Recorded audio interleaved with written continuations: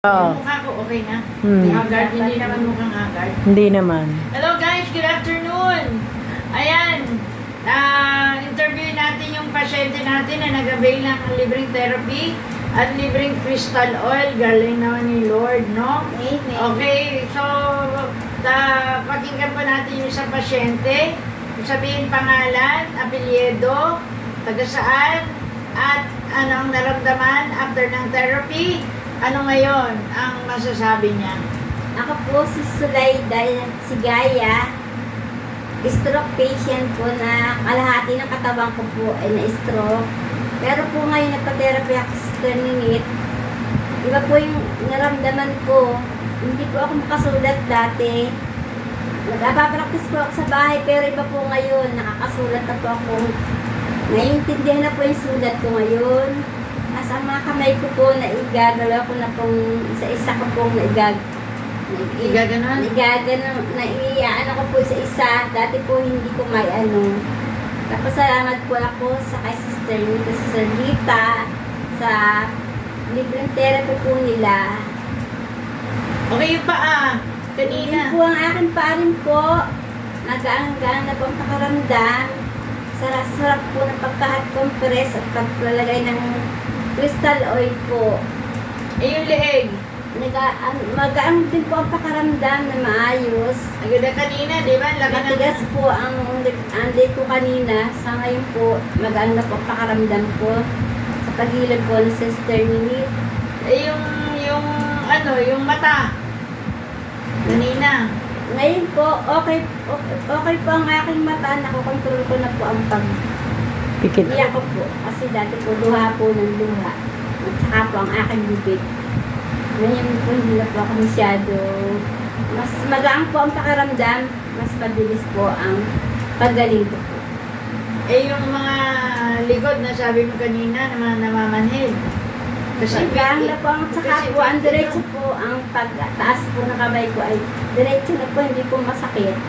Dati, Masakit po pag po pinataas.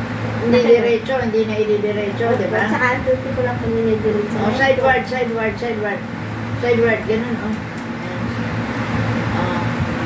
Yan, forward. Oh. Okay. Ngayon, tingnan natin, kasi kanina hindi daw siya makasulat. Tingnan natin, sige Sister Liz, kung pagsulat niya, hawak ng ballpen. Yan. Kasi ipakikita natin ang himala ni Lord, no? Oh. Amen. O, sige, Sister Liz, tutukan mo. Isulat ang pangalan at apelyido.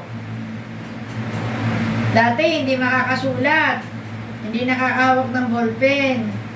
Ngayon po, guys, nagsusulat po siya ng kanyang pangalan at ng kanyang apelyido. Siguraduhin mo yan, mababasa ko yan, ha? Siguraduhin mo, mababasa ko yan.